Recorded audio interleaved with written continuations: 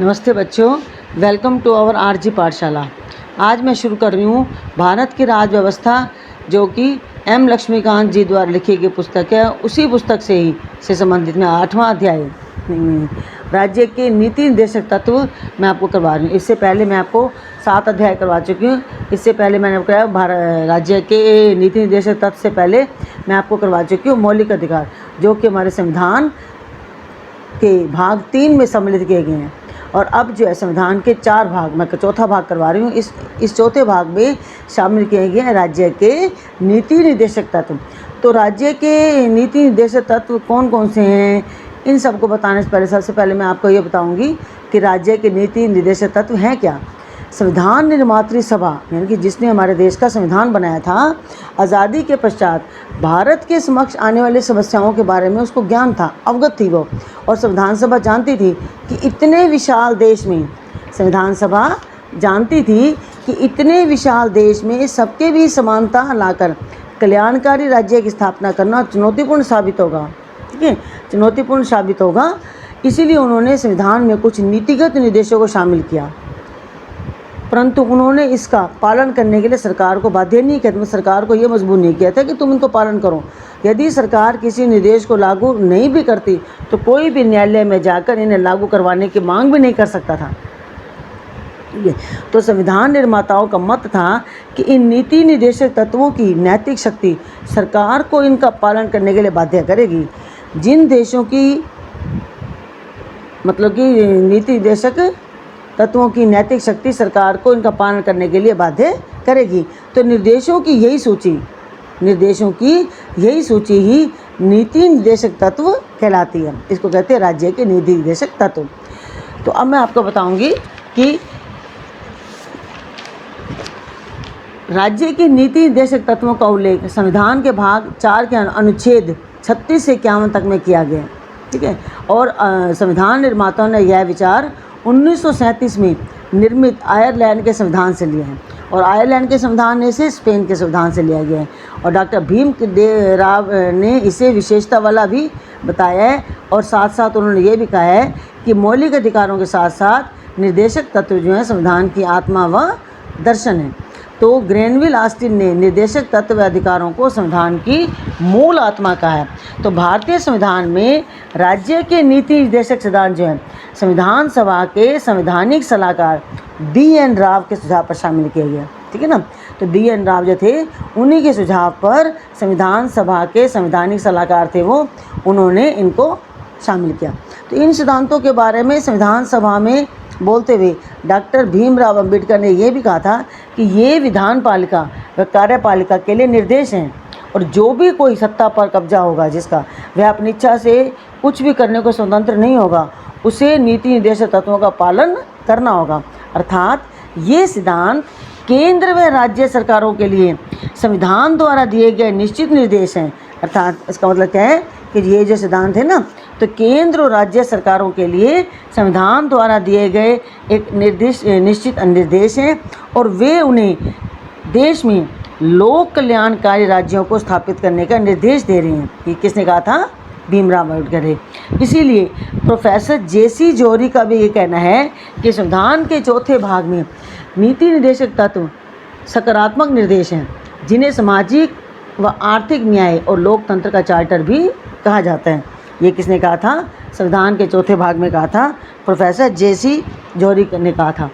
अब मैं आपको ये बताऊंगी जो नीति निर्देशक तत्वों का जो संविधान के चौथे भाग में वर्णन किया गया है अनुच्छेद 36 से 51 तक, इनका उद्देश्य क्या था, इनको क्यों इसमें लिखा गया।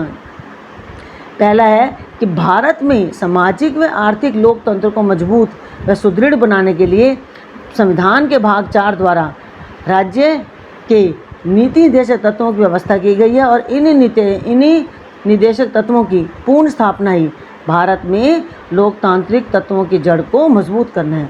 अर्थात मौलिक अधिकारों के साथ साथ अगर इन निर्देशक तत्वों को भी पूर्ण रूप से स्थापना कर दी जाए तो सही मायने में भारत में लोकतांत्रिक तत्वों की जड़ जो है वो मजबूत होगी, जिससे आर्थिक व सामाजिक न्याय की लोगों को प्राप्ति होती है। तो भारत का जनमत सामाजिक व आर्थिक न्याय की मांग करता है। इस कारण चाहे कोई भी दल की सरकार हो, इसे अपनाती ही है। देखो ना, भारत का जनमत जो है, राजनीतिक अधिकार तो मिला है, लेकिन अगर सामाजिक और आर्थिक न्याय नहीं मिलेगा तो राजनीतिक अधिकार इन दोनों के बिना अधूरा है। संघ या राज्य की सरकारें अगर इन निर्देशक तत्वों का अनुपालन नहीं करती, मान लो, तो उन्हें ऐसा करने के लिए बाध्य भी नहीं किया जा सकता। अगर केंद्र या राज्य सरकार इन निर्देशक तत्वों को पालना नहीं भी करती तो ऐसा करने के लिए उनको ज़बरदस्ती या बाध्य नहीं किया जा सकता।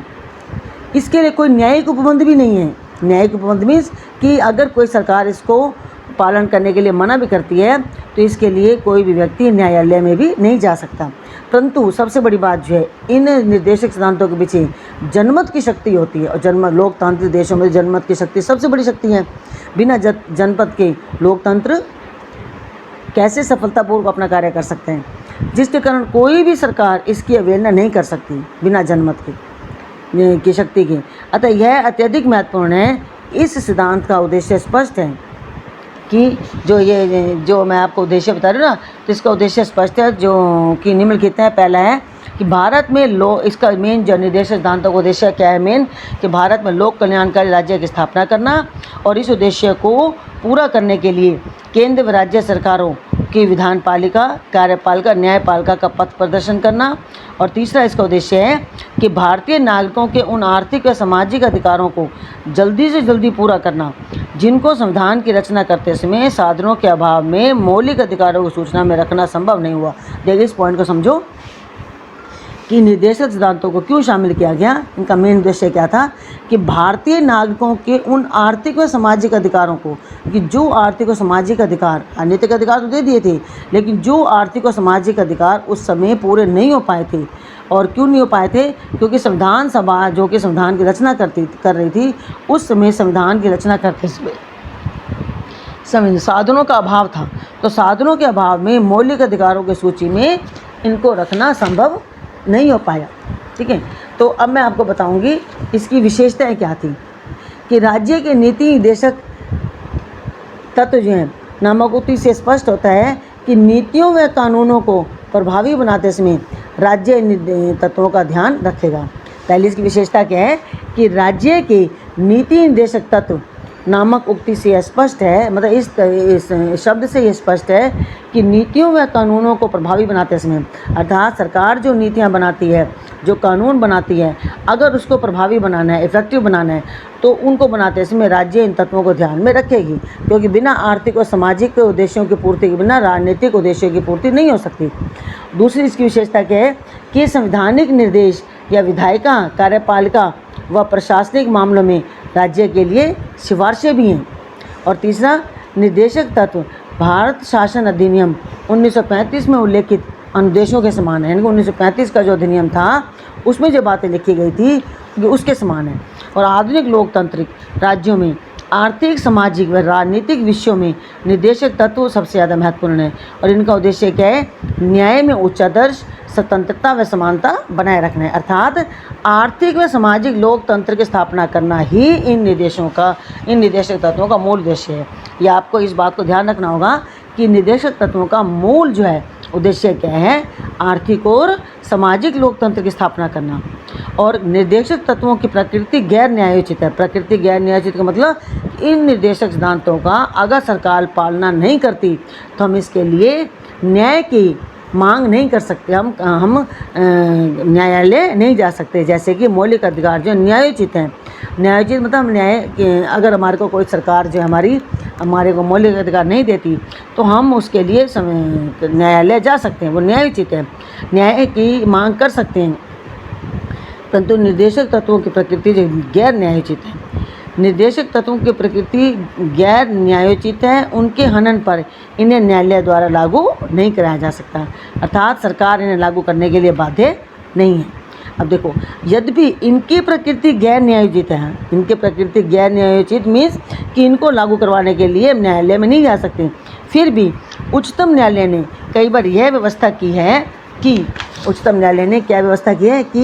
किसी विधि की संवैधानिकता का निर्धारण करते समय, मतलब जो कानून बना है, जो विधि बनी है, अगर वो संविधान के अनुसार कार्य कर रहे हैं, मतलब संविधान के अनुसार वो हो, तो संवैधानिकता का निर्धारण करते समय यदि न्यायालय यह पाए कि प्रश्नगत विधि निर्देशक तत्वों को प्रभावी करना चाहती है, यानी कि जो विधि बनी है वो निर्देशक उससे निर्देशक तत्व प्रभावी होंगे, तो न्यायालय ऐसी विधि को अनुच्छेद 14 व अनुच्छेद 19 के संबंध में, अनुच्छेद 14 मैंने क्या बताया था, समानता का अधिकार, और अनुच्छेद 19 में मैंने बताया आपको स्वतंत्रता का अधिकार, तो अनुच्छेद 14 व अनुच्छेद 19 के संबंध में तर्क संगत मानते हुए इसकी असंवैधानिकता से भी इसको बचा सकता है न्यायालय, उच्चतम न्यायालय। ठीक है, अब मैं आपको बताऊंगी निर्देशक तत्वों का वर्गीकरण कि इन निर्देशक तत्वों को कितने भागों में बांटा गया। तो हालांकि संविधान में इनका वर्गीकरण नहीं किया गया, लेकिन इनकी दशा व दिशा के आधार पर इन्हें 3 व्यापक श्रेणियों में बांटा गया। पहला है समाजवादी सिद्धांत। अब मैं आपको बताऊंगी समाजवादी सिद्धांत क्या है।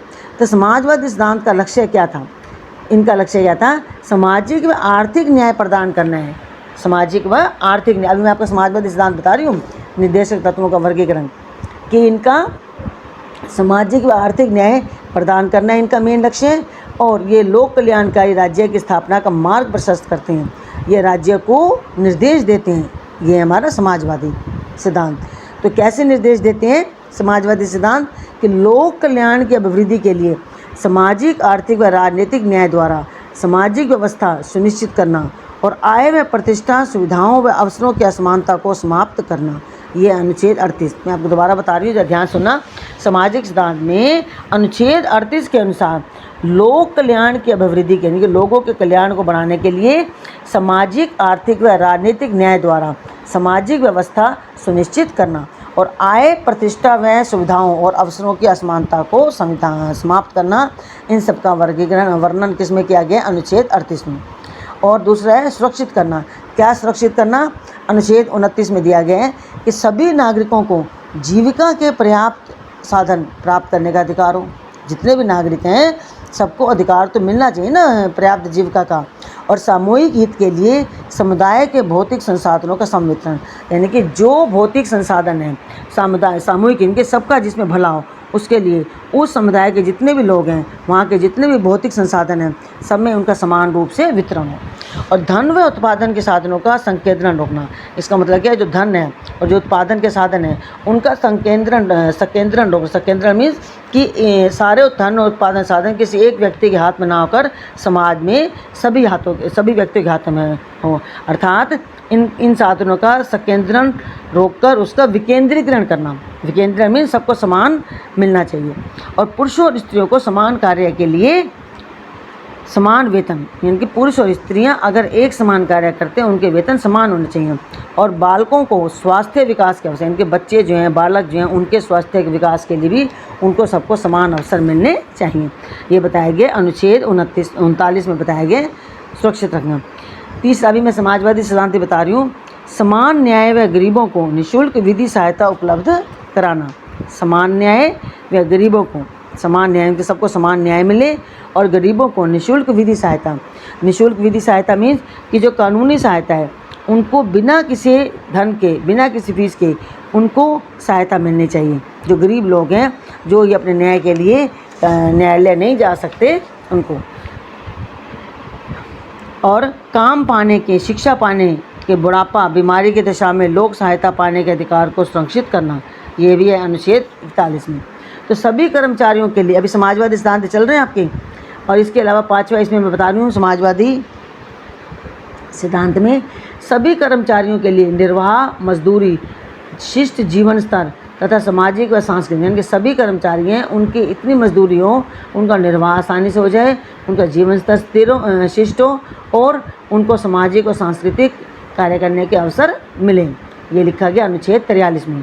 और अनुच्छेद 43 में और क्या लिखा गया कि उद्योगों के प्रबंध में कर्मकारों के भाग लेने के लिए कदम उठाना और पोषाहार स्तर व जीवन स्तर को ऊंचा करना और लोक कल्याण व लोक स्वास्थ्य का सुधार करना, अनुच्छेद 43। और अनुच्छेद 47 पोषाहार स्तर व जीवन स्तर को ऊंचा करना, क्योंकि लोगों का जो भोजन मिले, लोगों को उनका जो है अच्छे पौष्टिक भोजन मिले उनको, और उनका जीवन स्तर भी ऊंचा हो। तो ये सारे सिद्धांत जो है समाजवादी सिद्धांत हैं। निर्देशक सिद्धांतों में बताया ना 3 भागों में वर्णन किया गया उनका। पहला मैंने आपको बताया है समाजवादी सिद्धांत। अब मैं आपको बता रही हूँ गांधीवादी सिद्धांत। गांधीवादी सिद्धांत क्या थे कि ये सिद्धांत गांधीवादी विचारधारा पर आधारित हैं।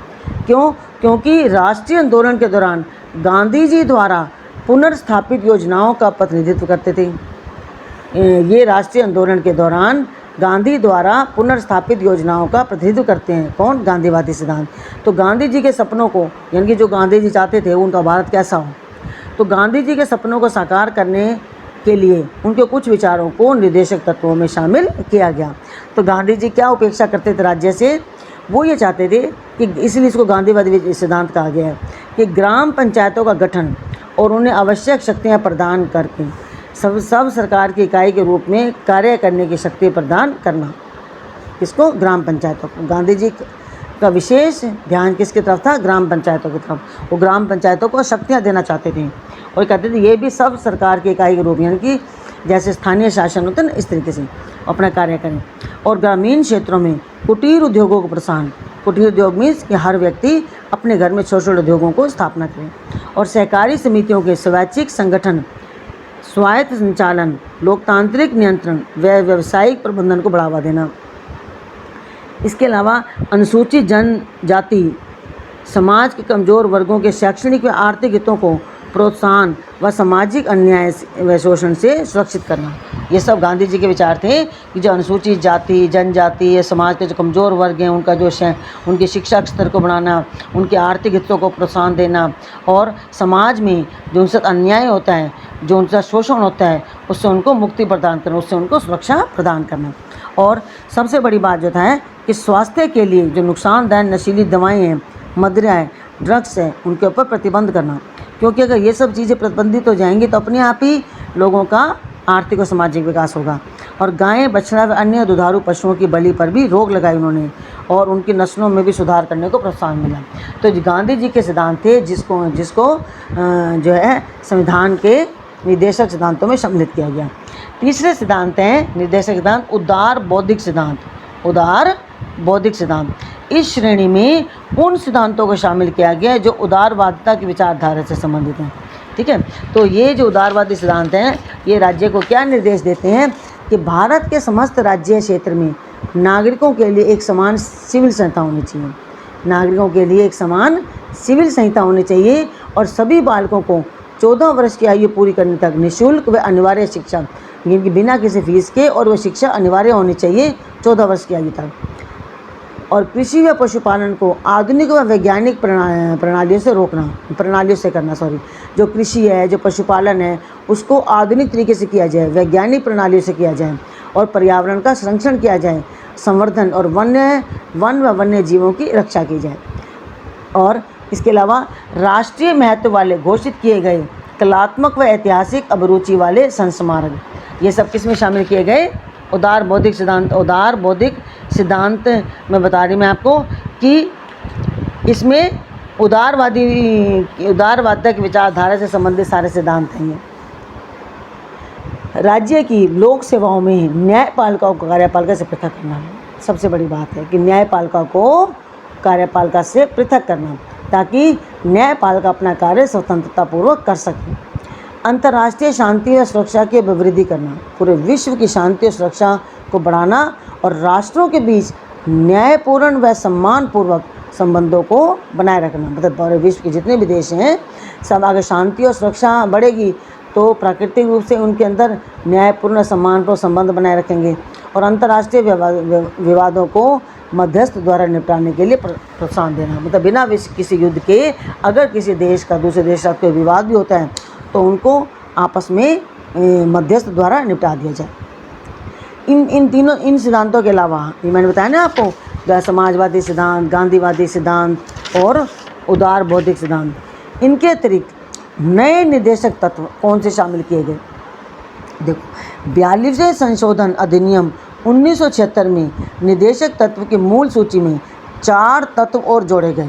देखो, ये आप ध्यान रखना कि जब संविधान बनता है उस समय, जैसे हमारा संविधान जब लागू कर दिया गया, लेकिन लागू होने के बाद अगर कुछ परिवर्तन करने हैं, उस संविधान में लिखी गई बातों को हटाना है और नई बातें जोड़ना है, उसको संशोधन कहते हैं। जैसे कि पहले हमारे सूची में मैंने बताया मौलिक अधिकार हमारे को 7 दिए गए थे, लेकिन संपत्ति के अधिकार को 44वें संशोधन द्वारा वहाँ से मौलिक अधिकारों की सूची से निकाल कर उसको कानूनी अधिकार बाद में बना दिया गया। ऐसे ही 42वें, ये तो निकाल दिया गया, ये भी संशोधन किया गया, हटा दिया गया। अब उसमें 42वें संशोधन अधिनियम 1976 में कुछ और निर्देशक सिद्धांतों को जोड़ा गया और इनकी भी राज्य से उपेक्षा रहती है। क्या कि बच्चों के ये 4 जो हैं बताया मैंने आपको, 4 कौन कौन से नए निर्देशक तत्व जोड़े गए, ध्यान सुनना, कि बच्चों के स्वस्थ विकास के लिए अवसरों को सुरक्षित करना, पहला। दूसरा, समान न्याय को बढ़ावा देने के लिए व गरीबों को मुफ्त कानूनी सहायता प्रदान के लिए बढ़ावा देना। और तीसरा, उद्योगों के प्रबंधन में श्रमिकों की भागीदारी को सुरक्षित करने के लिए कदम उठाना। और चौथा, राज्य व पर्यावरण को बेहतर बनाने व जंगलों व वन्य जीवन की रक्षा करने के लिए। ये 4 नए निर्देशक तत्व 1976 में, अधिनियम 1976 में 42वें संशोधन द्वारा और जोड़े गए थे। 44वां संशोधन जो मैंने आपको बताया कि 44वां संशोधन अधिनियम 1978 एक और निर्देशक तत्व को जोड़ता है जो राज्य से अपेक्षा रखता है कि वह आय, प्रतिष्ठा व सुविधाओं के अवसरों में भी असमानता को समाप्त करे। और 46वें संशोधन अधिनियम 2002 में अनुच्छेद 45 की विषय वस्तु को बदला गया और प्राथमिक शिक्षा को शक के तहत मूल अधिकार बनाया गया।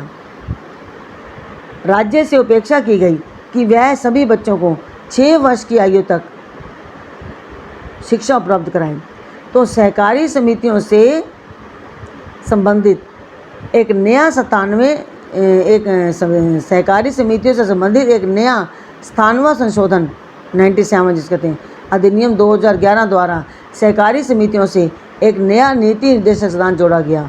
इसके अंतर्गत राज्य से यह अपेक्षा की गई कि वे सहकारी समितियों के स्वैच्छिक गठन, स्वायत्त संचालन और लोकतांत्रिक नियंत्रण और व्यावसायिक प्रबंधन को बढ़ावा दें। तो ये मैंने बताया आपको नए निर्देशक तत्व कौन कौन से जोड़े गए। अब मैं आपको ये बताऊंगी, जो नेक्स्ट मेरा पॉइंट है, निर्देशक सिद्धांतों के पीछे संस्तुति, इसके पीछे क्या संस्कृति थी, क्यों इनको लागू किया गया। तो संविधान सभा के संवैधानिक सलाहकार सर BN राव ने इस बात की संस्तुति की थी कि ये वैयक्तिक अधिकार को 2 श्रेणियों, न्यायोचित और गैर न्यायोचित में बांटना चाहिए। देखो मैं दोबारा से बता रही हूँ आपको कि संविधान सभा के जो संवैधानिक सलाहकार थे सर BN राव ने, उन्होंने इस बात की संस्तुति की कि वैयक्तिक अधिकार को, व्यक्तियों के अधिकारों को 2 श्रेणियों, न्यायोचित व गैर न्यायोचित में बांटा जाना चाहिए और जिसे प्रारूप समिति द्वारा स्वीकार भी कर लिया गया। इस तरह न्यायोचित प्रकृति वाले मूल अधिकार को भाग 3 में उल्लेखित किया गया और गैर न्यायोचित निर्देशक तत्व को संविधान के भाग 4 में रखा गया। तो निर्देशक तत्व गैर न्यायोचित हैं। देखो मैंने बताया ना आपको कि जो निर्देशक तत्व वो क्या हैं, गैर न्यायोचित हैं, क्योंकि इसके लिए हम न्याय की मांग नहीं कर सकते। फिर भी संविधान अनुच्छेद 37 में इस बात को स्पष्ट किया संविधान ने कि ये तत्व देश के शासन में मूलभूत हैं। अतः क्योंकि ये जो तत्व हैं अनुच्छेद 37 में संविधान ने इस बात को स्पष्ट किया है कि ये तत्व देश के शासन में मूलभूत हैं, बेसिक हैं, और यह राज्य का कर्तव्य होगा कि इन तत्वों का विधि बनाने में प्रयोग करे। यानी कि जो निर्देशक तत्व हैं, राज्य जो भी कानून बनाती है, कानून बनाते समय इन तत्वों को प्रयोग करें। और दूसरा, डॉक्टर BR अम्बेडकर ने संविधान सभा में भी कहा था कि लोकप्रिय मत पर कार्य करने वाली सरकार इसके लिए नीति बनाते समय निर्देशक तत्वों की अवहेलना नहीं कर सकती। ये किसने कहा था? डॉक्टर BR अम्बेडकर ने संविधान सभा में कहा था। अगर कोई लोकप्रिय मत है, उस पर जो सरकार को कार्य कर रही है, तो सरकार जो भी नीतियाँ बनाती है वो उन नीतियों को बनाते समय निर्देशक तत्वों की अवहेलना नहीं कर सकती। क्यों? यदि कोई सरकार इसकी अवहेलना करती है तो उसको क्या होगा कि उस समय मान लो अगर कोई सरकार इसकी अवहेलना करती भी है तो निर्वाचन समय में उसे मतदाताओं के समक्ष इसका उत्तर अवश्य देना होगा। इसका मतलब क्या है कि अगर सरकार कोई भी नीतियाँ बनाती है, अगर वो निर्देशक सिद्धांतों अर्थात सामाजिक और आर्थिक उद्देश्यों की पूर्ति नहीं करती, उनका ध्यान नहीं रखती, तो अगले चुनाव में, जब चुनाव होते निर्वाचन के समय में, तो मतदाताओं के समक्ष इसका उत्तर, उनके मतदाता हैं वो ये चाहते हैं कि उनका आर्थिक और सामाजिक कल्याण हो। अगर सरकार नीतियाँ बनाते समय उनके उद्देश्यों को पूरा नहीं कर पाएगी तो निर्वाचन के समय में मतदाताओं द्वारा दिए गए प्रश्नों का उसको उत्तर भी देना होगा। तो उसके समक्ष उनको अवश्य उत्तर देना होगा। तो संविधान निर्माताओं ने नीति निर्देशक सिद्धांतों को गैर न्यायोचित एवं विधि रूप से लागू करने को बाध्य करने वाला नहीं बनाया। ठीक है ना, पॉइंट समझना कि जो हमारे संविधान निर्माता है ना, उन्होंने निर्देशक सिद्धांतों को गैर न्यायोचित तथा विधि रूप से लागू करने को बाध्य करने वाला नहीं बनाया। क्यों? क्योंकि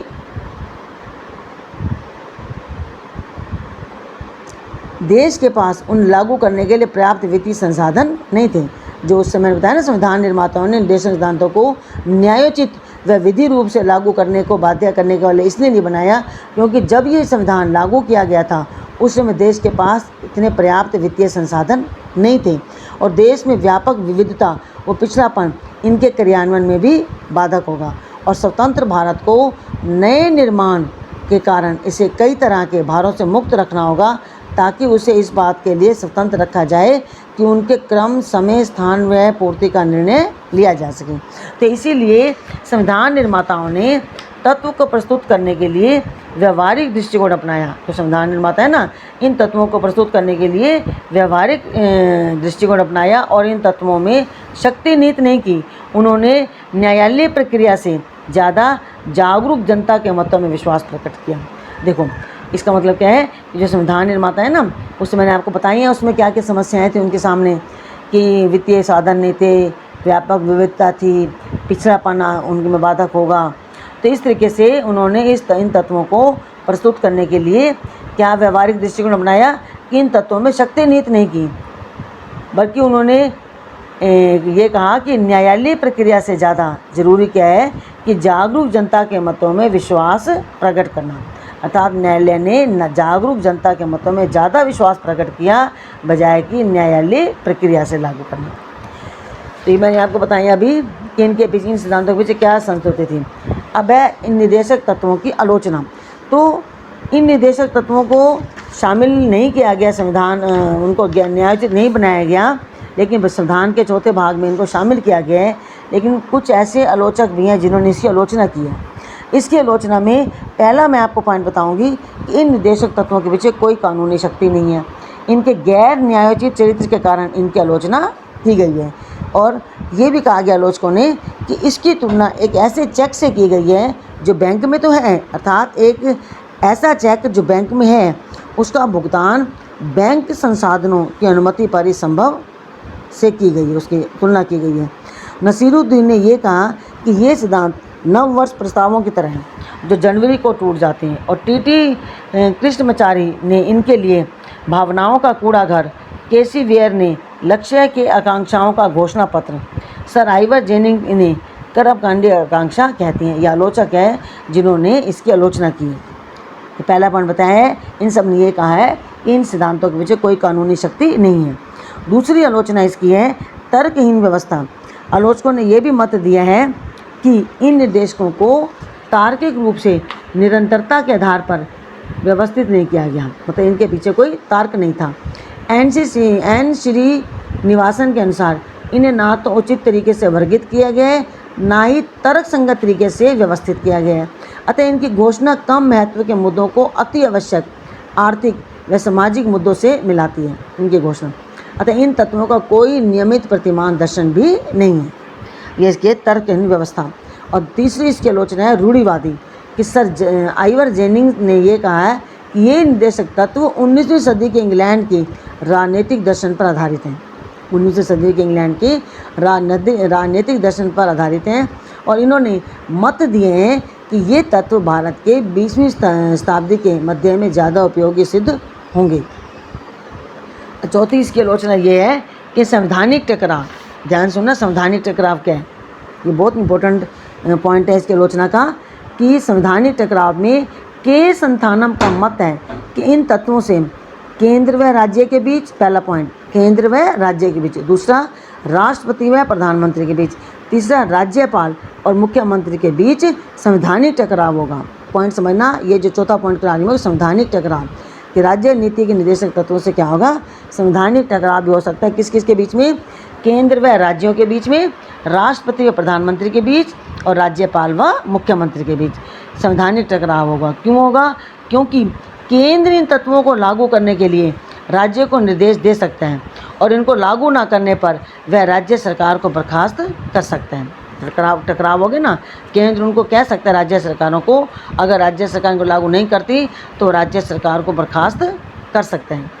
दूसरा, इसी तरह जब प्रधानमंत्री संसद द्वारा यथा पारित कानून विधेयक प्राप्त हो जो निर्देशक तत्वों का अवहेलना करता हो प्राप्त हो तो राष्ट्रपति विधेयक को इस आधार पर अस्वीकृत कर सकता है कि ये तत्व राष्ट्र के शासन के लिए मूलभूत हैं और इसीलिए मंत्रालय को इन्हें नकारने का कोई अधिकार नहीं है।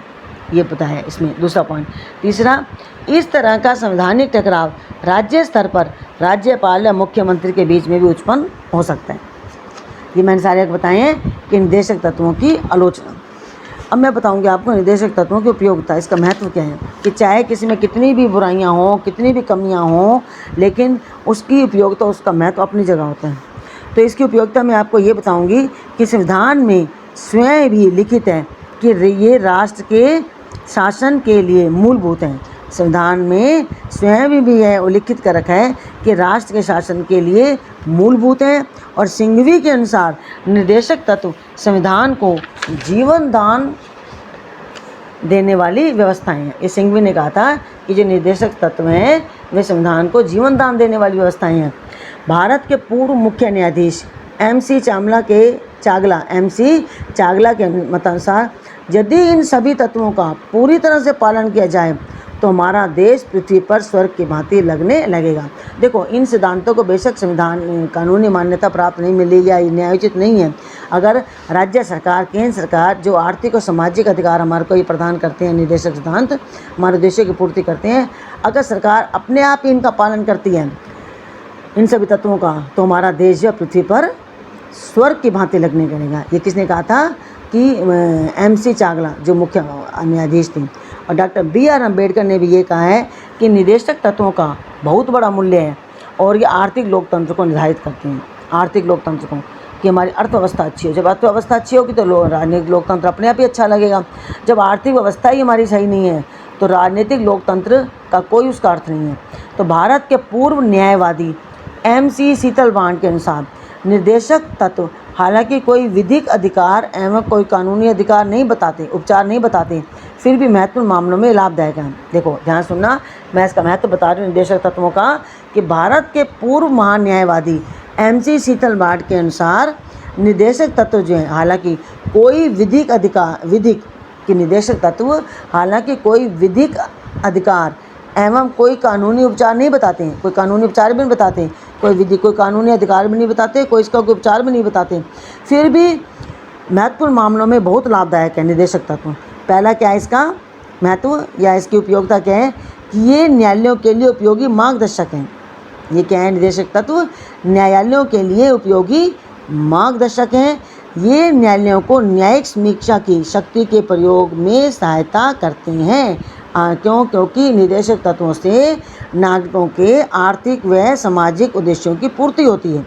तो जो न्यायाधीश होते हैं न्यायालय करते समय उन सब मुद्दों को ध्यान में रखते हुए आर्थिक और सामाजिक जो है लोकतंत्र भी बना रहे, उनके लिए ये न्याय करते समय मार्गदर्शक काम करते हैं।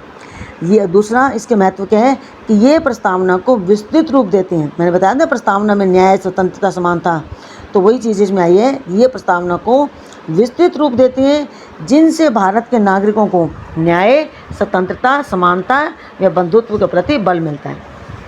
और इसका पाँचवें में तीसरी उपयोगिता ये बता रही है आपको कि राजनीतिक, आर्थिक व सामाजिक क्षेत्रों की घरेलू और विदेशी नीतियों में स्थायित्व में निरंतरता बनाए रखते हैं, भला ही सत्ता में परिवर्तन हो जाए। देखो सत्ता में परिवर्तन मतलब क्या? हर 5 साल चुनाव होते हैं, कभी कोई सरकार आती है, कभी कोई सरकार होती है, लेकिन अगर ये सामाजिक और आर्थिक उद्देश्यों की पूर्ति करते हैं निर्देशक सिद्धांत, तो उससे क्या होता है कि जो देश की अपनी घरेलू नीतियाँ होती हैं, विदेशी नीतियाँ होती हैं, उसमें एक स्थायित्व बना रहता है, निरंतरता बनी रहती है, चाहे बेशक सत्ता में परिवर्तन हो जाए। और ये नागरिकों के मूल अधिकारों के पूरक होते हैं। मूल अधिकारों के पूरक होते हैं। पूरक होने का मतलब क्या है कि राजनीतिक लोकतंत्र बिना आर्थिक लोकतंत्र का कोई अर्थ नहीं होता। क्योंकि राजनीतिक लोकतंत्र जो हमें मिला है, आज़ादी मिली है अंग्रेज़ों से, उनसे आज़ादी मिलने के बाद हमारे देश के संविधान सभा ने संविधान बनाया है तो लागू भी हुआ है। लेकिन हमें राजनीतिक लोकतंत्र तो मिल गया, लेकिन बिना आर्थिक लोकतंत्र के इसका कोई अर्थ नहीं है। इसका मतलब क्या है कि राजनीतिक लोकतंत्र बाद में आएगा, पहले हमारे को क्या चाहिए, आर्थिक लोकतंत्र। तो ये नागरिकों के मूल अधिकारों के पूरक होते हैं निर्देशक सिद्धांत। और नेक्स्ट है कि ये विपक्ष द्वारा सरकार पर नियंत्रण को संभव बनाते हैं, यानी कि जो विपक्ष हैं, जो पार्टी सत्ता में नहीं होती, निर्देशक सिद्धांतों के जरिए ये सरकार पर नियंत्रण को बनाए रखते हैं, क्योंकि विपक्ष सत्तारूढ़ दल पर निर्देशक तत्वों का विरोध करने और उसके क्रिया और उनके कार्यकलापों के आधार पर आरोप लगा सकते हैं। क्योंकि कोई भी सरकार इन निर्देशक तत्वों का पालन नहीं करती, आर्थिक और सामाजिक कल्याण के लिए कार्य नहीं करती, तो विपक्ष सरकार जो है इनके आड़ में नियंत्रण को बनाए रखती है सत्ता सरकार पर। और ये राजनीतिक घोषणा पत्र की तरह होती हैं, क्योंकि एक सत्तारूढ़ दल अपनी राजनीतिक विचारधारा के बावजूद विधायिका व कार्यपालिका कार्यों में इस तथ्य को स्पष्ट करता है कि ये तत्व इसके प्रदर्शक दार्शनिक व मित्र हैं। कौन करता है ये राजनीतिक घोषणा पत्र कहते हैं। ठीक है ना, मैंने बताया ना भी राजनीतिक घोषणा पत्र की तरह होते हैं। क्यों होते हैं राजनीतिक घोषणा पत्र की तरह? क्योंकि जो सत्तारूढ़ दल रहता है वो अपनी राजनीतिक विचारधारा के बावजूद भी जो विधायिका व कार्यपालिका कार्यों में, जो विधायिका और कार्यपालिका, इसमें न्यायपालिका नहीं आएगी, विधायिका, और क्योंकि पहले विधायिका बनती है बाद में कार्यपालिका, तो उन सब कार्यों में इस तथ्यों को स्वीकार करते हैं कि ये तत्व जो हैं, निदेशक तत्व जो हैं, वो उनके प्रदर्शक हैं, पथ प्रदर्शक हैं, दार्शनिक भी और मित्र भी। तो ये मैंने आपको बताया इसका महत्व। अब मैं आपको बताऊंगी, जो मैं आपको बार बार ये कह रही, मौलिक अधिकार और निदेशक तत्व, जैसे मौलिक अधिकार न्यायोचित हैं और निदेशक तत्व जो गैर न्यायोचित हैं। तो अब मैं आपको बताऊंगी इसमें मेन अंतर क्या है। अब आप इसका अंतर सुनिए ध्यान से। तो मूल अधिकार और निदेशक तत्वों के मध्य विभेद को बोलते अंतर क्या है। पहला मैं आपको कहूँगी जो मूल अधिकार हैं वो नकारात्मक हैं, जैसा कि ये राज्यों को कुछ मामलों में कार्य करने से प्रतिबंधित अर्थात मना करते हैं। मूल अधिकार जो हैं वो नकारात्मक हैं। अगर राज्य को कार्य सही ढंग से नहीं करती तो मूल अधिकार उनको करने से ऐसा मना भी कर सकते हैं। लेकिन जो निदेशक तत्व हैं सकारात्मक हैं, वह सकारात्मक हैं, राज्य को कुछ मसलों पर इनकी आवश्यकता होती है, इसलिए सकारात्मक है। कुछ मामलों में राज्यों की इनकी आवश्यकता होती है। और दूसरा जो इसका अधिकार, मौलिक अधिकार का अंतर है, ये न्यायोचित है। इनके हनन पर न्यायालय द्वारा इन्हें लागू कराया जा सकता है। हनन पर मीन्स अगर कोई सरकार इनका पालन नहीं करती तो न्यायालय के द्वारा इनको लागू भी कराया जा सकता है। लेकिन जो निदेशक तत्व हैं वो गैर न्यायोचित होते हैं, इन्हें कानूनी रूप से न्यायालय द्वारा लागू नहीं कराया जा सकता। तीसरा इसका अंतर है कि मौलिक अधिकारों का उद्देश्य क्या होता है कि देश में लोकतांत्रिक राजनीतिक व्यवस्था को स्थापित करना, और जो निदेशक तत्व हैं उनका उद्देश्य क्या है कि देश में सामाजिक व आर्थिक लोकतंत्र की स्थापना करना। और मौलिक अधिकारों का चौथा अंतर है ये कानूनी रूप से मान्य है। और निदेशक तत्व का अंतर क्या है, इसके विपरीत इन्हें नैतिक व राजनीतिक मान्यता प्राप्त मिलती है। यानी कि मौलिक अधिकारों को मान्यता कानूनी रूप से मिलती है, उनकी मान्यता कानूनी है, और निदेशक तत्वों की मान्यता नैतिक व राजनीतिक में।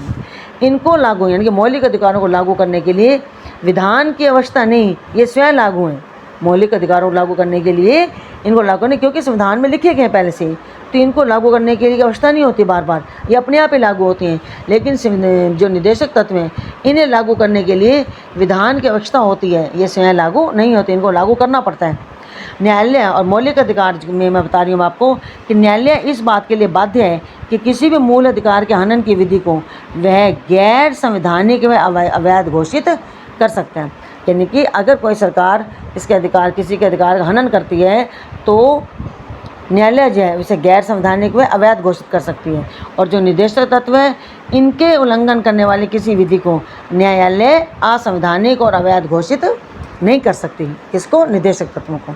तो इस तरह वर्तमान स्थिति में मूल अधिकार निदेशक तत्वों से, अब मैंने आपको जो अंतर बताया है, इस अंतर से क्या स्पष्ट होता है कि वर्तमान स्थिति में जो मूल अधिकार हैं वो निदेशक तत्वों से उच्चतर हैं, उनका महत्व अधिक है। फिर भी इसका अभिप्राय यह नहीं है कि निदेशक तत्वों को लागू नहीं किया जा सकता। संसद निदेशक तत्वों को लागू करने के लिए मूल अधिकारों में संशोधन कर सकती है, और इस संशोधन से संविधान के मूल ढांचे को क्षति नहीं पहुंचनी चाहिए। देखो इसका अर्थ मैं आपको दोबारा बताती हूँ कि जैसे मैं आपको अंतर बताया ना, इस अंतर से तो ये स्पष्ट होता है कि मूल अधिकार जो निदेशक तत्वों से उच्चतर हैं। लेकिन इसका मतलब यह नहीं है कि निदेशक सिद्धांतों को लागू नहीं किया जा सकता। किया जा सकता है, संसद इनको लागू कर सकती है, लेकिन संसद इनको लागू करने से पहले उसको संविधान में संशोधन करना होगा। लेकिन संविधान के लिए सबसे बड़ी बात क्या है, अगर संविधान संसद में संशोधन करती है तो इस शर्त पर करती है कि संविधान के मूल ढांचे को किसी प्रकार का नुकसान नहीं पहुंचना चाहिए। यही नहीं, किसी मामले में भी अगर संसद को संशोधन करती हैं तो संविधान के मूल ढांचे को नुकसान के बिना, उसको क्षति पहुंचाए बिना संशोधन कर सकती है संसद, वैसे नहीं कर सकती। ठीक है, ये मैंने अब आपको नेक्स्ट इसका टॉपिक विषय है निर्देशक तत्वों का क्रियान्वयन। निर्देशक तत्वों का क्रियान्वयन 1950 से केंद्र में अनुवर्ती सरकारों व राज्य ने निर्देशक तत्वों को लागू करने के लिए अनेक कार्यक्रम व विधियों को बनाए। 1950 से हमारा देश जब लागू हुआ तभी से इनको लागू करने के लिए अनेक कार्यक्रम में विधियों को बनाया। पहला है 1950 में योजना आयोग की स्थापना की गई ताकि देश का विकास नियोजित तरीके से हो सके। तो योजना आयोग बनाया जाता है ना, योजनाएं जो बनाते हैं देश के लिए, उसकी स्थापना की योजना आयोग की, वो बनाई गई थी 1950 में। लगभग सभी राज्यों में भू सुधार कानून पारित किए गए ताकि ग्रामीण स्तर पर कृषि समुदाय स्थिति में सुधार हो सके। कि जो अभी तक तो अंग्रेज़ों का राज था, उनके जाने के बाद हमारे देश की सरकार ने क्या किया, भू सुधार कानून पारित किए ताकि जो ग्रामीण स्तर पर जो कृषि समुदाय है, जो उनकी स्थिति जो अभी निम्न थी, उसको थोड़ा सुधारा जा सके। और इसके अलावा न्यूनतम मजदूरी अधिनियम 1948, बाल श्रम अधिनियम 1986, कारखाना अधिनियम 1948, खान अधिनियम 1952 और औद्योगिक विवाद अधिनियम 1947, इन सबको श्रमिक वर्ग के हितों के संरक्षण के लिए लागू किया गया। ये सब जो है ना, मैं तीसरे पॉइंट में बताया, ये सब श्रमिकों के हितों के संरक्षण के लिए अधिनियम बनाए गए। और चौथा मैं आपको बता रही हूँ इनको क्रियान्वयन करने के लिए क्या क्या और सरकार द्वारा कोशिश की गई कि प्रसूति सुविधा अधिनियम 1961 और समान पारिश्रमिक अधिनियम 1976। समान पारिश्रमिक अधिनियम मीन्स कि चाहे महिलाओं चाहे पुरुषों, उनको भी समान काम के लिए समान वेतन मिले। तो समान पारिश्रमिक अधिनियम 1976 को महिला कर्मचारियों के हितों की रक्षा के लिए बनाया गया। और पांचवा इसका है कि सामान्य वस्तुओं के प्रोत्साहन के लिए वित्तीय संसाधनों के प्रयोग के लिए कुछ पैमाने तय किए गए। कि सामान्य वस्तुओं को प्रोत्साहन के लिए जो वित्तीय संसाधन हैं उनका प्रयोग कैसे किया जाए, उनके लिए कुछ पैमाने तय किए गए। जैसे कि जीवन बीमा का राष्ट्रीयकरण किया गया 1956 में, 14 प्रमुख बैंकों का राष्ट्रीयकरण किया गया 1969 में, सामान्य बीमा का राष्ट्रीयकरण किया गया 1971 में और शाही खर्च की समाप्ति भी इसी में की गई। और छठा इसका है कि ग्रामीण क्षेत्र में कुटीर उद्योगों की स्थापना की गई, जैसे खादी, हैंडलूम, लघु उद्योग, हथकरघा बोर्ड, इनकी भी स्थापना की गई।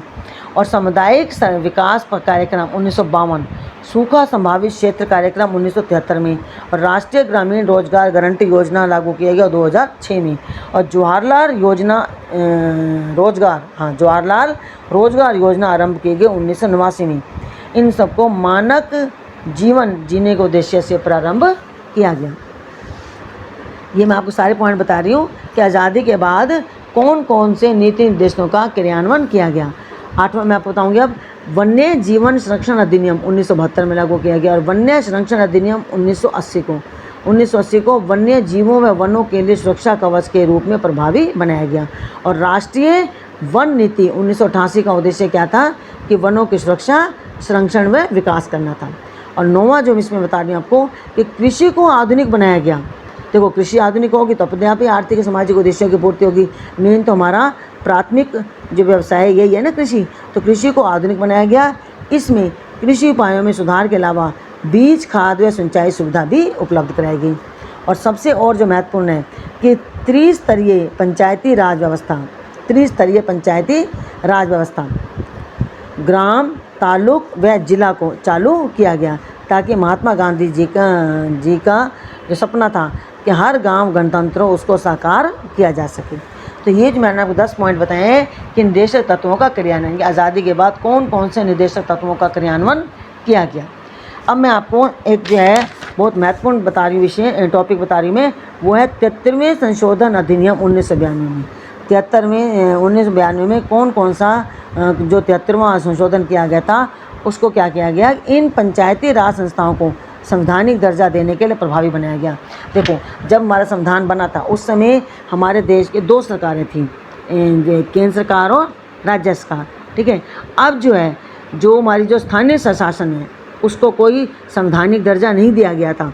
मैंने बताया ना आपको, संविधान में अगर कोई बात वहाँ से हटानी है तो भी संशोधन किया जाता है, अगर कोई नई बात उसमें जोड़नी है तो भी संशोधन किया जाता है। तो स्थानीय शासन स्थापित करना नेहरू जी का सपना था और ये ज़रूरी भी है स्थानीय स्वशासन करना, क्योंकि केंद्र सरकार राज्य सरकार दो स्तर तो हैं, तीसरा स्तर बहुत ही अनिवार्य है जो हमारी रोज़मर्रा की समस्याओं को ख़त्म करने के लिए इस ये अधिनियम बनाया गया। तो जब तक कोई अधिनियम नहीं बनाया जाएगा तब तक स्थानीय शासन सही ढंग से सरकारों को लागू नहीं करती। तो 1992 को इन पंचायती राज संस्थानों को संवैधानिक दर्जा देने के लिए प्रभावी बनाया गया। 73वें संशोधन अधिनियम 1992 में 73वां संशोधन किया गया। उस संशोधन द्वारा जो पंचायती राज संस्थाएं हैं उनको संवैधानिक दर्जा दिया गया। कैसे संवैधानिक दर्जा दिया गया उसको, कि शैक्षणिक संस्थानों, सरकारी नौकरियों और प्रतिनिधि निकायों में अनुसूचित जाति, जनजातीय कमज़ोर वर्गों के लिए सीटों को सुरक्षित किया गया। ये तो आपको पता है कि अब देखो, जब से ये अधिनियम बना है स्थानीय स्वशासन 1992 में, तब से जो शिक्षा के जितने संस्थान हैं, तो सरकारी नौकरी हैं और प्रतिनिधि निकायों में भी अनुसूचित जाति, जनजाति और कमज़ोर वर्गों के लिए सीटों को सुरक्षित किया गया, पहला पॉइंट। दूसरा, प्राचीन व ऐतिहासिक संस्मारक और पुरातत्वीय स्थल व अवशेष अधिनियम 1951 को राष्ट्रीय महत्व के संस्मारकों के स्थानों तहत प्रभावी बनाया गया। तीसरा, प्राथमिक स्वास्थ्य केंद्र व अस्पतालों को सार्वजनिक स्वास्थ्य में सुधार के लिए देश भर में स्थापित किया गया। देखो, प्राथमिक स्वास्थ्य केंद्र और अस्पताल ये जो सरकार की तरफ से हैं, जितने भी सरकारी अस्पताल हैं और स्वास्थ्य केंद्र हैं, पूरे देश भर में सार्वजनिक स्वास्थ्य केंद्र को स्थापित किया गया। और कुछ राज्यों में तो 65 वर्ष से अधिक आयु वाले लोगों के लिए तात्कालिक वृद्धावस्था पेंशन भी शुरू की गई। ये सब किसी गए 73वां संशोधन करके पंचायती राज व्यवस्था को, संस्थानों को संवैधानिक दर्जा देने के बाद ये सारे प्रावधान किए गए।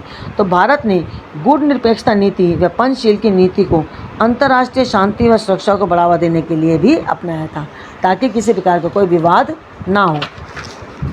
केंद्र व राज्य सरकारों द्वारा उपरोक्त कदम उठाए जाने के बावजूद, देखो मैंने अभी बताया ना आपको कि आज़ादी के बाद इन निर्देशक तत्वों का क्रियान्वयन किया गया और 73वां संशोधन अधिनियम भी बनाया गया 1992 में, और स्थानीय शासन को भी स्थानीय संवैधानिक दर्जा देकर उसको प्रभावी बनाया गया। काफ़ी सरकार द्वारा कोशिश की गई, लेकिन केंद्र और राज्य सरकारों द्वारा उपरोक्त कदम उठाए जाने के बावजूद भी इन निर्देशक तत्वों को पूर्ण तरीके से लागू अभी भी नहीं किया जा सका। देखो, केंद्र सरकार और राज्य सरकार दोनों ने इसको जो उठाए जाने के लिए कदम उठाए हैं, लेकिन अभी भी इसको प्रभावी रूप से लागू नहीं किया जा सका।